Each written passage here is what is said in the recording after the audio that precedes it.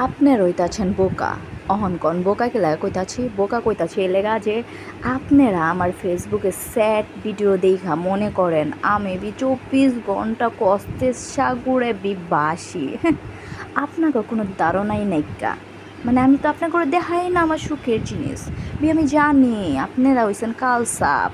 কালসাপে জেনে নজর দিব এই নেবি বীজ দিয়ে বইরা যাইব। আর ফেসবুকের মানুষ তো মাইনসে সুখ দেখবারই পারে না।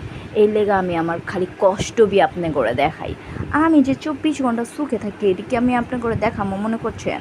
সুখ দেখামো একদিন আর কষ্ট দেখামো বাকি ২৯ দিন। হ্যাঁ, বোকা মনে করেন না, আমরিন রেবি এত বোকা মনে করেন না। আর এই যে শোনেন, আপনারা কি জানেন এই যে আমি যে ৪ দিন ২৪ ঘন্টা রেস্টুরেন্টে খাই, আমার যে টাকার একটা বিছনা আছে এটি তো আমি আপনার ঘরে কই না। এটি কইলে তো আমার বাড়িতে ডাকাতে হইব। আমি যে গেট লাগায় ফুলদানির উপরে চাবি রেখা বাইরে যাই, এদিকে আমি কাউরে কই? এডিপি কইলে তো আমার বাড়িতে নগদে ডাকাতি হয়ে যাব না? শোনেন, ফেসবুক হচ্ছে একটা একক অভিনয়ের মঞ্চ। এখানে সবাই একক অভিনয় করে।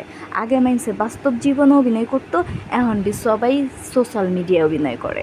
আগে বাইতে সুটকি পতা দিয়া খাইলে পাড়ার মানুষ জিগাইছে, কইছে খাইছি হইছে গিয়া গরুর রোজ দিয়া। আর এখন জিগাইলে কয় হ্যাঁ, এখন তো আর মাইন্সে জিগায় না, এখন তো ফেসবুকে আর কি মাইন্সের দেখায়।